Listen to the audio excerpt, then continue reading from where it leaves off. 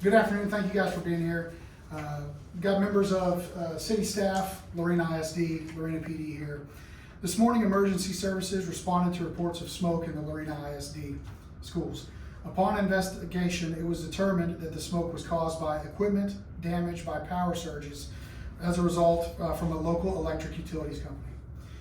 As a precautionary measure, Lorena ISD took immediate action and evacuated students and staff from the affected buildings. Emergency responders thoroughly inspected the facilities and no immediate danger was identified. However, initial inspections revealed that air conditioning units in parts of the affected schools were damaged due to the power surges. Out of an abundance of caution and for student safety and comfort, Lorena ISD has closed schools for the remainder of the day. This closure will allow district officials to further assess all affected buildings, begin repairs, and ensure that no additional damage has occurred due to these power surges. At this time, there's no threat to the public, and all buildings are secure. Lorena ISD and emergency services are working closely with utilities officials and emergency management to ensure a safe return to normal operations. We'll take further questions at this time. What is your name? My name is Derek, D-E-R-E-K, Roper, R-O-P-E-R. I'm the fire chief of the Lorena Fire Department. Can you just go ahead and tell me, will school resume tomorrow? Say that again?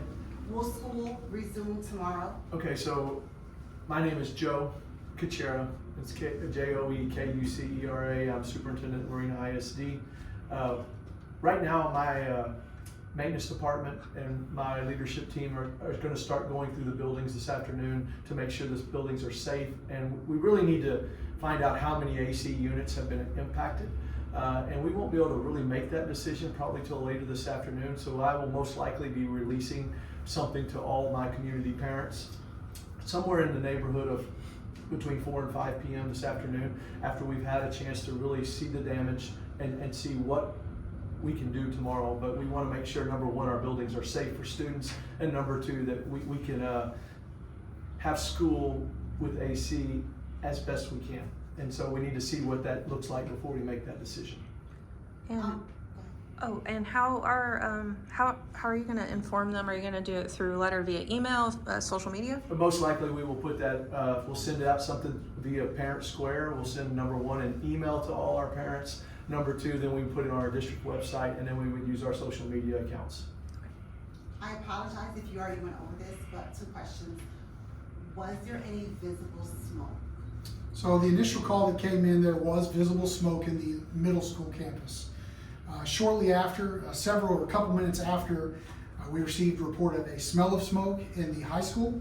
And then some time after, there was a report of smell of smoke in the primary school. There was no fire found, but there was damage as a result of the power surges. And did this power surge affect all 4 schools? The answer to that question, I think, is yes. It impacted our AC units, it seems like, at all 4 campuses at different times. We never had any smell of smoke at the elementary school, and if I'm not mistaken, none of our the firefighters did not ever go to the elementary school. What I can say is I do know that after we started having the power surges, we cut the electricity as a safety measure. I believe my maintenance department cut the electricity as a safety mechanism to try to stop that. We had been previously notified by Encore that there was an outage affecting the city of Lorena. We had an outage at our fire station. I know that there were several buildings on backup generators before this had happened. And was when it went into the evacuating the students and getting them picked up, and I mean, are they all picked up now? I think we're getting real close. I think the middle school still may have a few. It's been a little bit of a slow process dismissing students from the football stadium for the high school and the middle school, but I think we're getting real close to being finished. And you said that the power surge was because of an electrical error? We're unsure of the reason of the power surge. Encore is working on it now. I don't believe that was anything to do with our buildings. That just had to do No, the with... power surge was in the area. Yes. And we don't believe it had anything to do with the school buildings or the school district. It affected the entire city. And around what time was that power surge at? I do not have, I probably can get it on my phone here in a minute, but Yeah, I don't know the answer to that. In terms of obviously more information coming, but does it seem to be like a one-off, a easily fixable issue, or more of a structural issue? I don't believe there's anything, I don't believe there's any structural issues related to Lorena ISD facilities. What I can tell you is I believe the power surge caused our motors in our AC units to overheat. We're gonna have to see how much damage is in those AC units. And I don't even know how many AC units we lost. But I know that we've at least 2 AC units at every campus are impacted, and it could be more. Is there a contingency plan in place for students having, if there's a scenario where students have to miss extended time away from the buildings?